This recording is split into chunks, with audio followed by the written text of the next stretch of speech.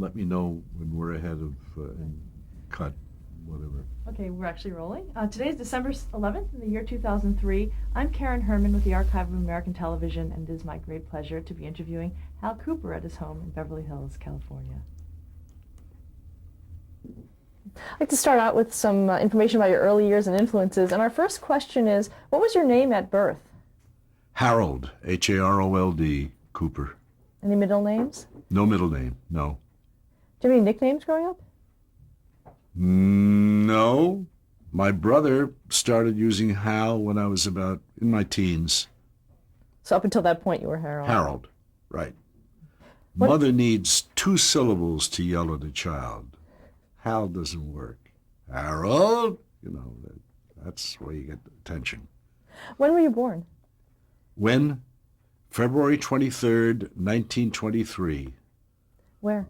Coldest day of the year, they tell me. Where? In the Bronx, New York. Is that where you grew up? First 6 years. Then we moved out to Long Island and grew up really in Far Rockaway. What was your father's name? Benjamin, Ben. What did he do? Oh, he did various things during the Depression, but finally got established in a coffee business. He sold coffee to restaurants and hotels, roasted and blended to their needs at a given price. And it was the Cooper Coffee Company.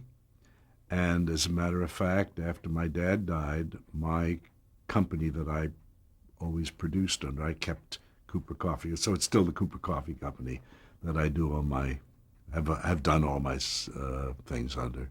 Do you get any questions about that in terms of production? Sometimes, yeah. And then I have to explain where it came from. That's to keep Ben's, who's a wonderful guy, keep him going. What was your mother's name? Mother's name was Adeline, Adeline. Did she work? Adeline. Did she work? No, she was a housewife. She was a mother. In those days, there were just mothers. There were very few working mothers in those days. Talk a little about your siblings. I had an older brother, Paul, who was 6 years older than I, and who died, sadly, at the age of 38 of cancer. We lost him very early. And we were great pals. He was very funny. He was the funny man of the family. We laughed a lot in our family. What did he do? What was his profession? My brother, he was a chiropractor. What kind of humor did you experience growing up? What kind of humor did you experience growing up? We just had family humor.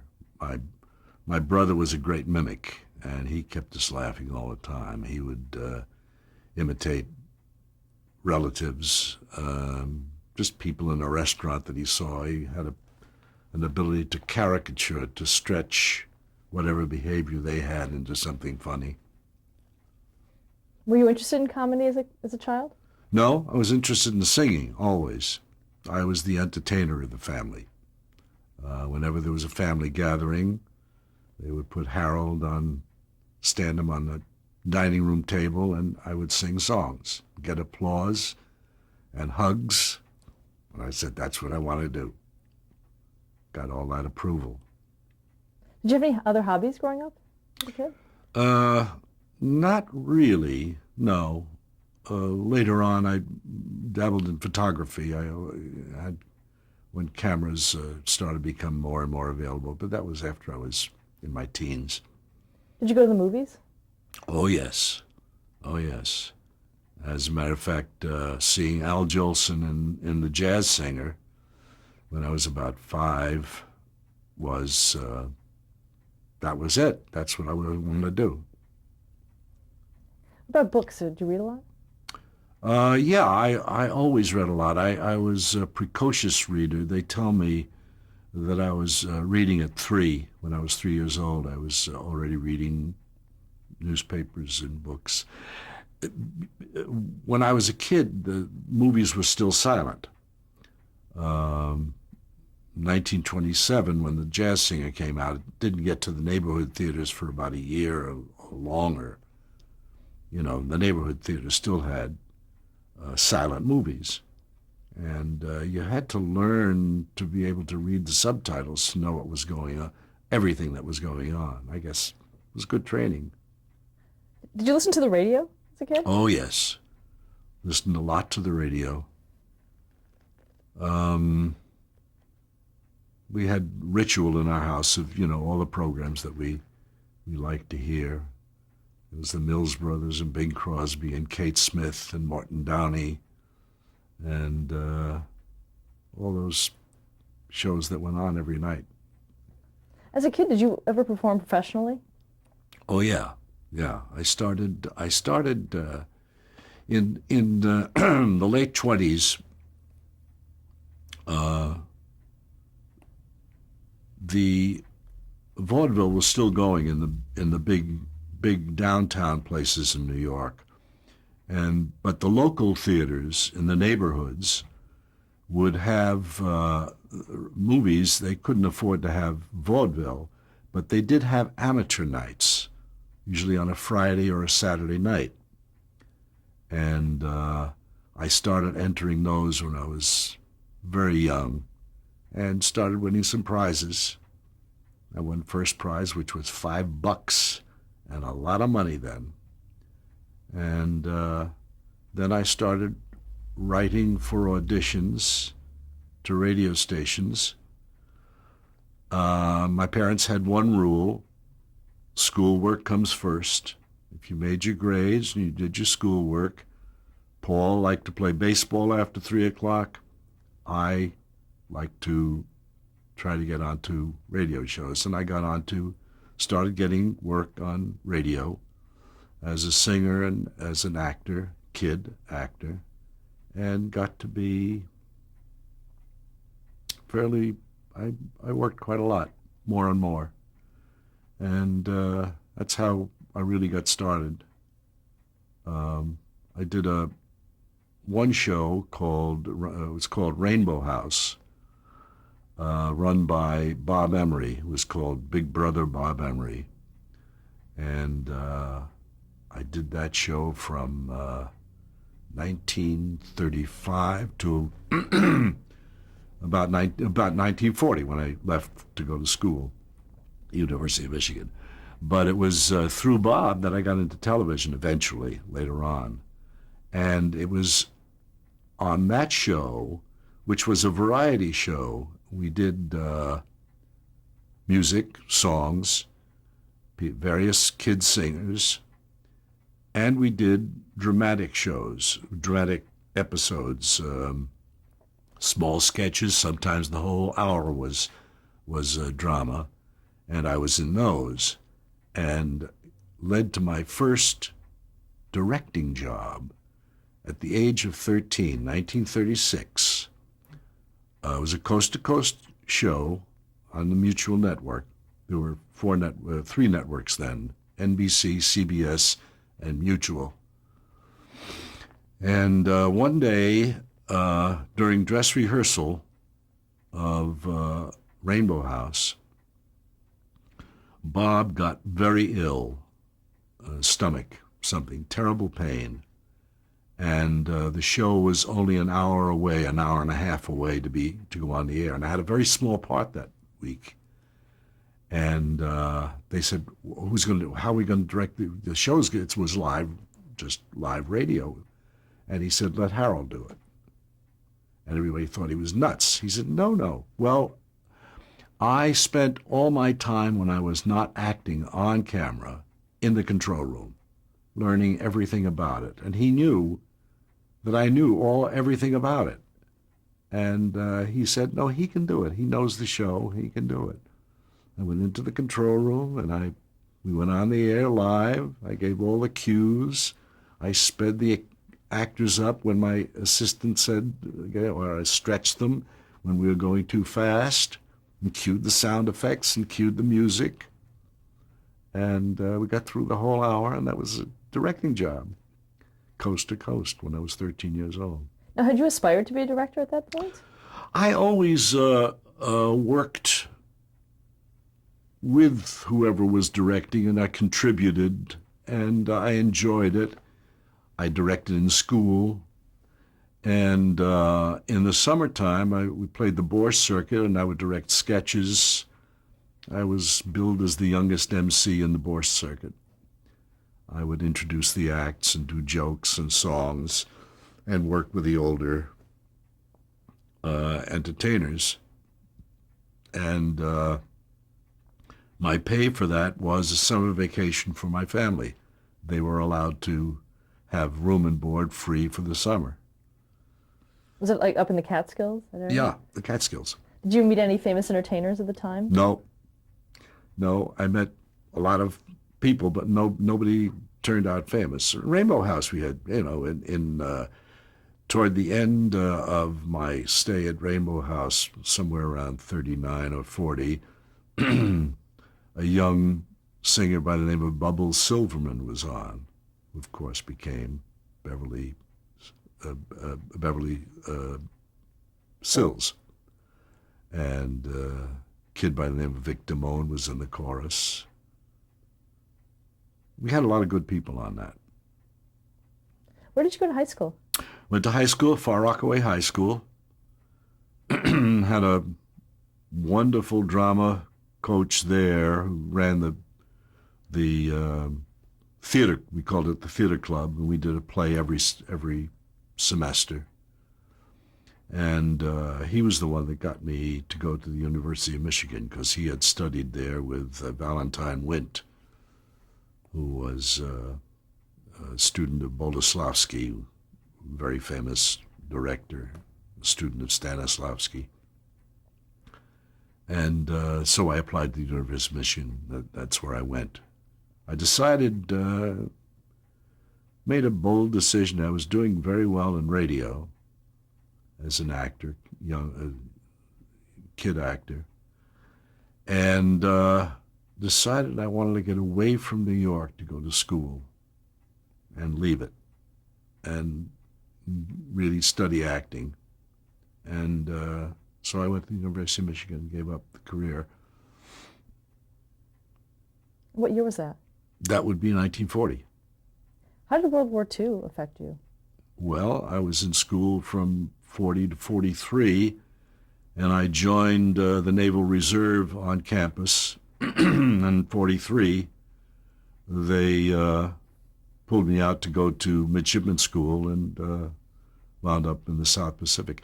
The interesting thing was my first freshman play at the University of Michigan, the play closed. We ran 4 nights, Wednesday, Thursday, Friday, and Saturday night for each show. And this was my first show. And I was very ill on Saturday night. I had 104 fever, but we got through the show. And I went home, and it was December 6th, 1941.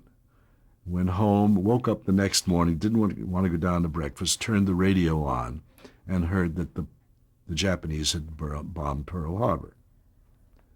And nobody knew where Pearl Harbor was at that time. It was just a name.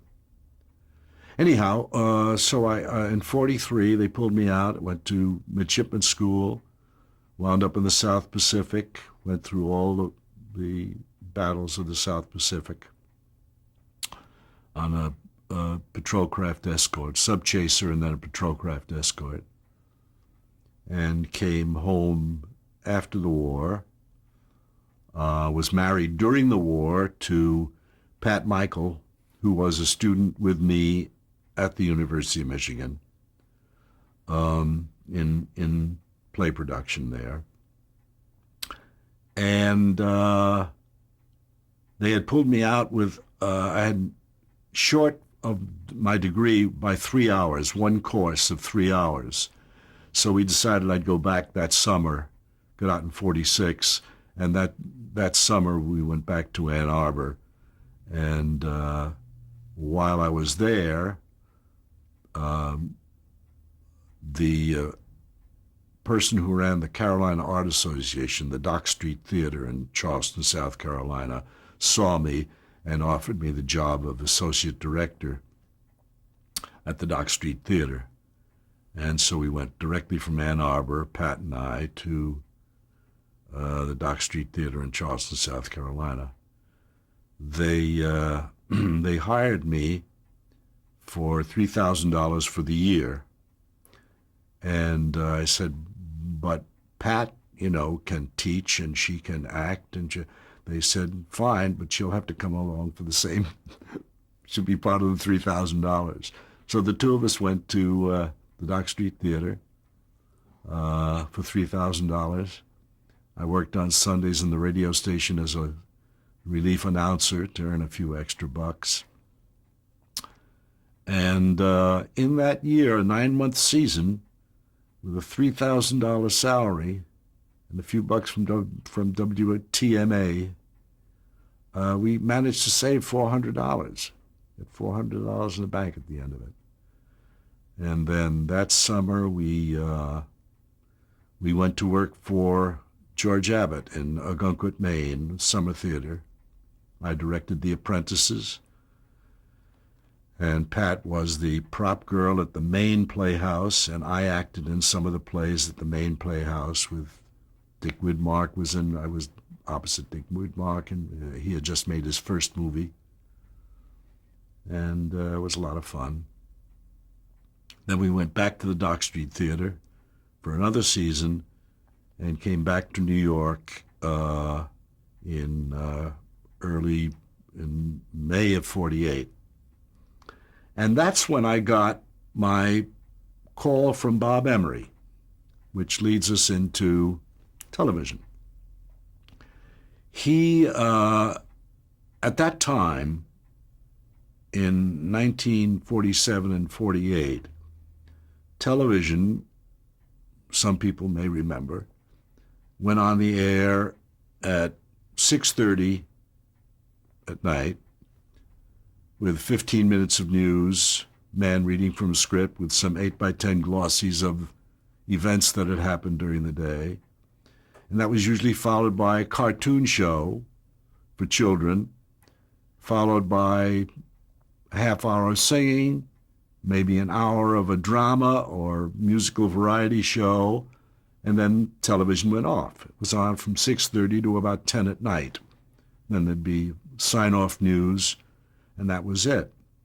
Except in the summertime, when they would show baseball games in the afternoon and sign off and come back on. And Bob Emery was on WABD, which was the Dumont station in New York.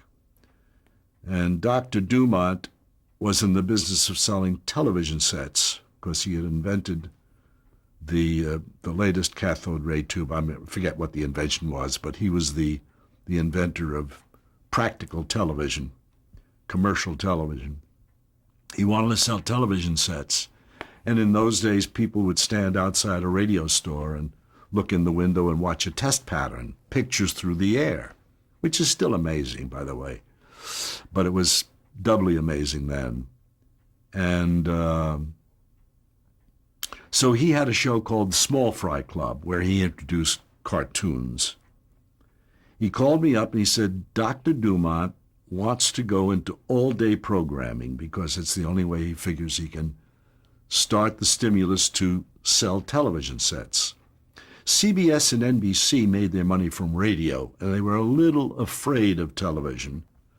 They had television on, but they didn't make any money out of it. All their money came from radio, and they didn't want to disturb radio. But Dumont wanted people to buy TV sets. So they made a decision to go into all-day television, starting at 7 o'clock in the morning and going all the way around through till midnight, which had not been done. And Bob called me and said, they have an idea for a morning show for high school kids, and you and Pat, I think, could do it. You want to come down? I'll introduce you to Jim Cadigan, who is the head of programming. So I said, sure. We went down, and Jim Cadigan said, we want a show for the high school kids before they go to school. What do you think? This was on the end of a week. I said, give me the weekend to think it over. I think I can come up with something. I came back to him and presented a format where we would send press cards to the president of every high school, the student president of the general organization of each high school throughout the city, make them our reporters. They would have a press card. They'd be a Dumont reporter. And the show was called Your School Reporter. And I said, I'll handle all the boy stuff, and Pat will handle all the girl stuff. She'll handle fashions, latest teenage fashions, and I'll handle the sports and stuff like that. And essentially, as most of television was in those days, it was a radio show that you looked at. So he liked the format, and he said, we'll give you a desk, we'll give you a phone, we'll print up those cards for you, we'll give you $150 a week for the package. You write it, produce it, act in it, $150. Wonderful. So he said, we'll let you know. We're probably going on the air in August. This was like May. So he said, I'll call you. I'll have my secretary call you when we're ready to get started. And I started out the door,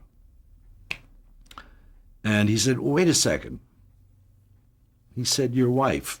He said, we have an idea for a show that after the older children go to school, mom is at home with the baby, the preschool age kid, and she's got the dishes and the beds to make and the housework to do.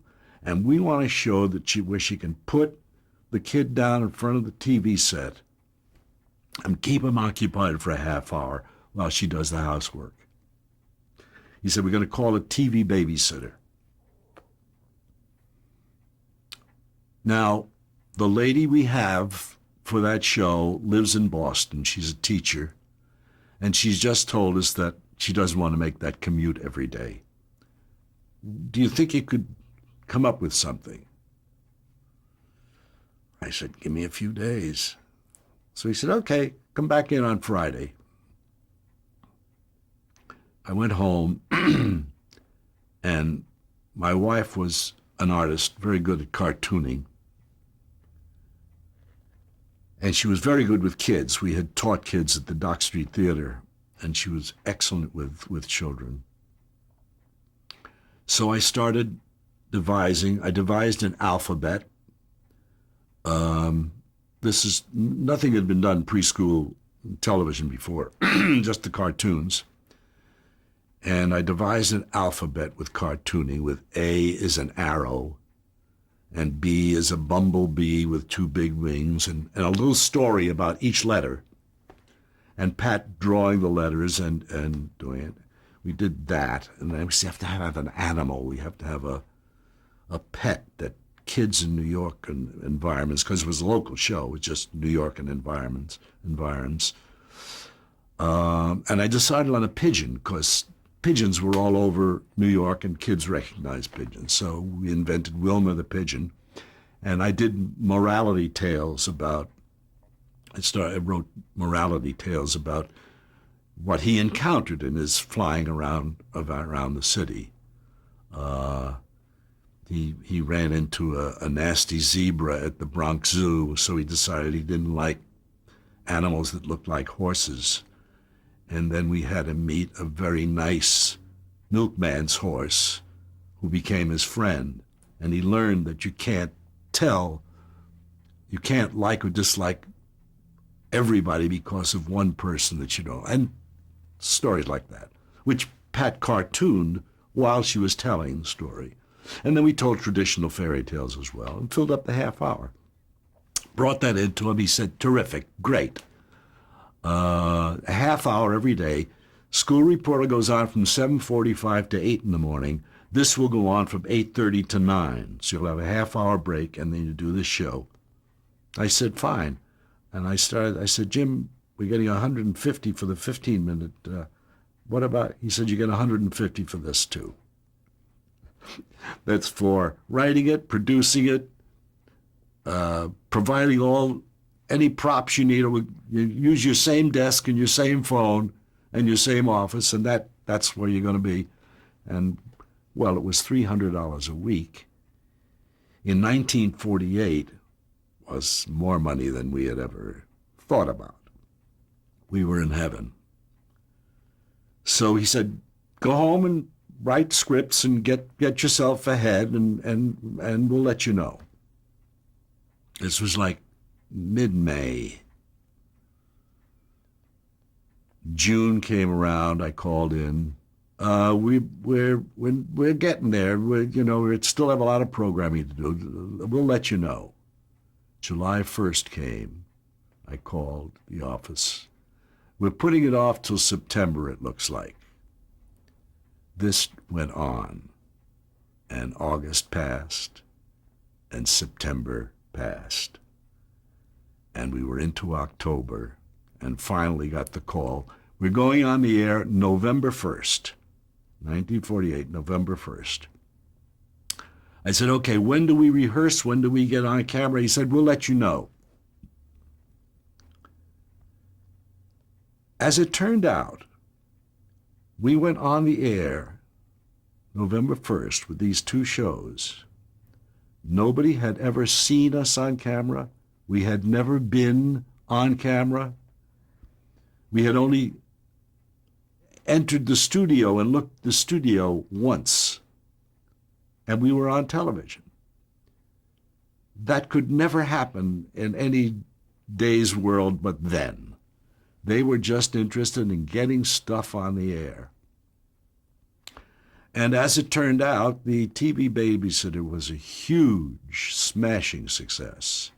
The Jack Gould, who was the critic for the New York Times, in effect said, there's only one reason to light up your set during the daytime, and that's for this new preschool-age show called The Magic Cottage with Pat Michael and so forth and so on, and praised it. Well, the phone started to ring. Time magazine did an article on us, Newsweek, Pick, Click. We were covered everywhere. Pat couldn't walk down the street without being descended upon by parents wanting autograph for their kids and so forth. It became quite amazing. We were television people in those days, television stars, and then of course Milty came along and all that stuff, and Howdy Doody, other kid shows cropped up. And television stars were like rock stars. They were the elite, because the pictures through the air, you came into people's rooms, into their homes. Out of the success of the TV Babysitter, they decided they wanted us to do a show for older children. And so the Magic Cottage, we invented a show called The Magic Cottage. I didn't actually invent it, as a matter of fact. A couple of people at Dumont did.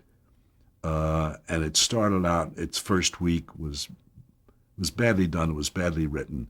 And Jim Cadigan said, can you take over? Because I was just doing the morning show. So I took it over. Let's stop there to change the tape.